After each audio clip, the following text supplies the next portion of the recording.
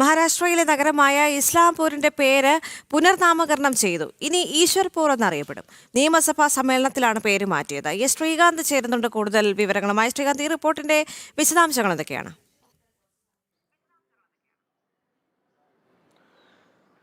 മഹാരാഷ്ട്രയിലെ ഒരു സുപ്രധാനമായ തീരുമാനമാണ് മന്ത്രിസഭ കൈക്കൊണ്ടിരിക്കുന്നത്. നിലവിൽ ഇസ്ലാംപൂർ എന്നറിയപ്പെടുന്ന ഒരു നഗരം, അതിനെ ഇപ്പോൾ പേര് പുനർനാമകരണം ചെയ്തിരിക്കുന്നു. ഈശ്വർപൂർ എന്ന പേരിലേക്ക് അത് മാറ്റാൻ മഹാരാഷ്ട്ര മന്ത്രിസഭ തീരുമാനിച്ചു. അതിന് അംഗീകാരം നൽകുകയും ചെയ്തിട്ടുണ്ട്.